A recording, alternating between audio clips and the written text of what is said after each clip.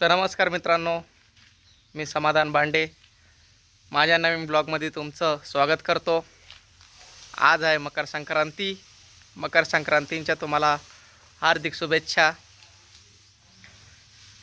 आज एक प्रॉब्लेम झाला आहे, माझा हात हे बघा पूर्ण सुजलेला आहे। काय माहीत नाही, रात्री काहीतरी चावला असेल तर पूर्ण सुजून गेला आहे माझा हात। हे बघा, बघू शकता। हे बघा, याला हळद लावलेली, आंबी हळद गरम करून। तर माहीत नाही अचानक कसं काय सुजला। तर आज मकर संक्रांती आहे। आज आपल्या घरी गोडधोड बनते, म्हणजे पुरणपोळ्या, भजे, सार भात। तर ते सर्व मी तुम्हाला दाखवेल। तर मित्रांनो, हे बघा आपली तयारी चालू आहे।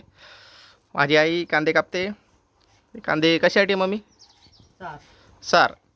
तर सारचा मसाला बनवत आहे। तर पोळ्यांसाठी आपली डाळ शिजते, तर आपली सार भाताची तयारी चालू आहे।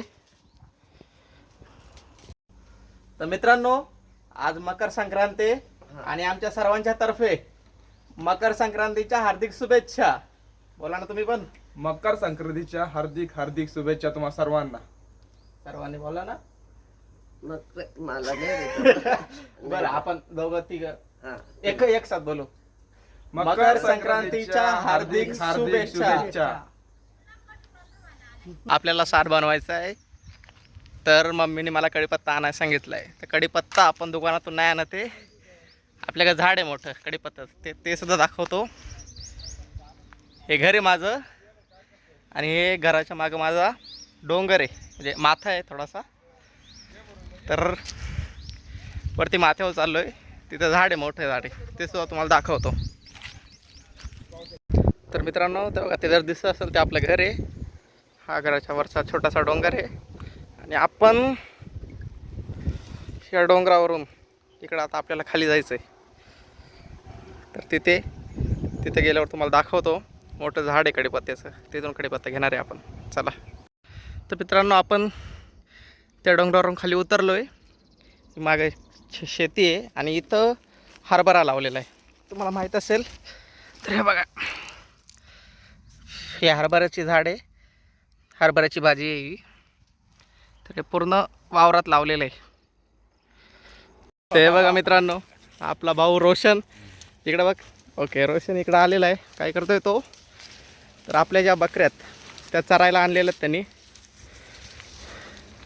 रोशन, मकर संक्रांतीच्या हार्दिक शुभेच्छा दे यांना। हार्दिक शुभेच्छा। अजय, रोशन। तर बघा, आमच्या तिघांतर्फे तुम्हाला मकर संक्रांतीच्या हार्दिक शुभेच्छा। बोला रे। मकर संक्रांतीच्या हार्दिक शुभेच्छा। बाय।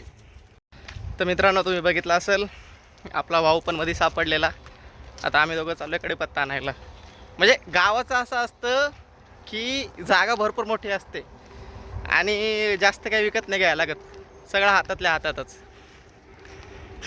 तर मित्रांनो, आम्ही इथं पोचलो आहे कढीपत्त्याच्या झाडापाशी, पण इथे कोणीतरी ना गवत वगैरे जाऊन टाकलेलं आहे भरपूर। तर त्याच्यामुळं हे बघू शकता, हे कढीपत्ता आहे, कढीपत्त्याचं झाड आहे हे बघा, पूर्ण म्हणजे असं सुकत चाललेलं आहे। हे बघा, हे माझ्या भावाचं घर आहे, मोठ्या भावाचं।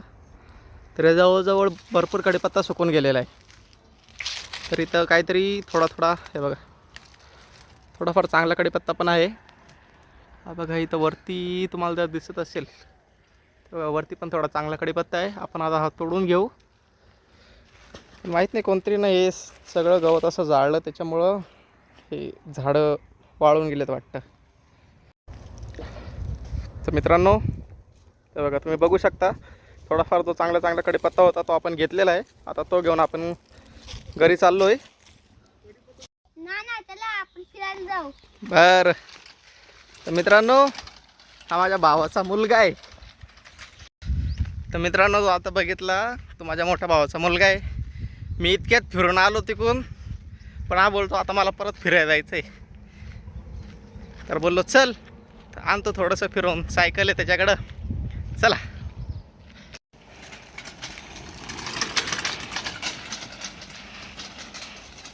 मित्रांनो, हा माझा मोठा भाऊ आहे, सागर भाऊ। आणि हे दोन माझ्या भावाचे पोरं.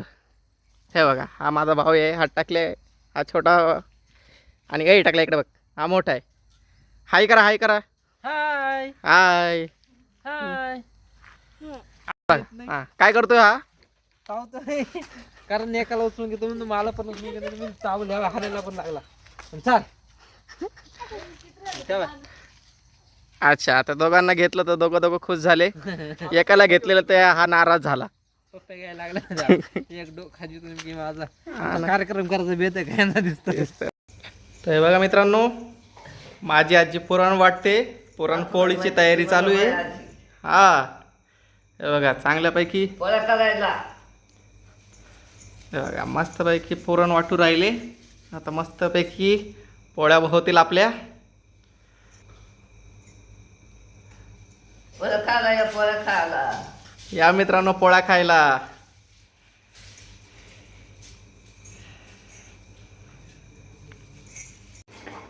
तर हे बघा मित्रांनो, माझा भाऊ कांदे कापतोय.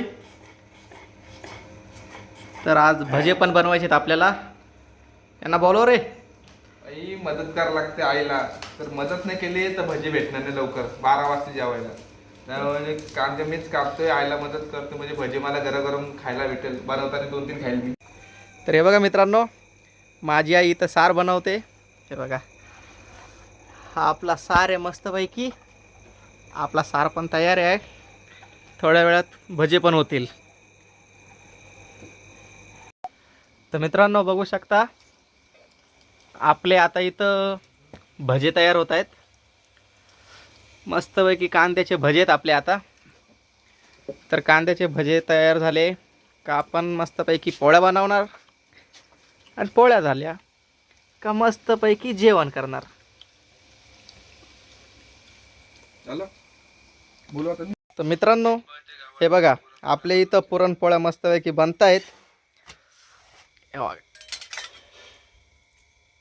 मस्तपैकी तूप लावते, म्हणजे जवळजवळ आपल्या पुरणपोळ्या झालेल्याच आहेत.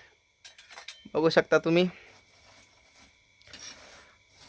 किती मस्त पुरणपोळी फुगली आपली. आत्ताच तोंडाला पाणी येतंय. तर मित्रांनो, आपला सर्व स्वयंपाक झालेला आहे. तुम्ही बघू शकता इथं आपली पोळी आहे, दूध आहे, कांद्याचे भजेत केलेत, आणि सार भात केला आहे. तर आपला सर्व स्वयंपाक रेडी आहे. आता आपण जेवण करूया. तर मित्रांनो, आता आपण जेवण करतोय. जसं की तुम्हाला माहिती आहे, बघा माझा हात पूर्ण सुजलेला आहे. तुम्हाला जर दिसत असेल हात बघा, हा नेमकी उजवा हात आहे जेवायचा, म्हणून मला काही जेवता येणार नाही. तर आज मला माझी आई जेवायला देईल, म्हणजे तिच्या हातानेच मी आज खाईन.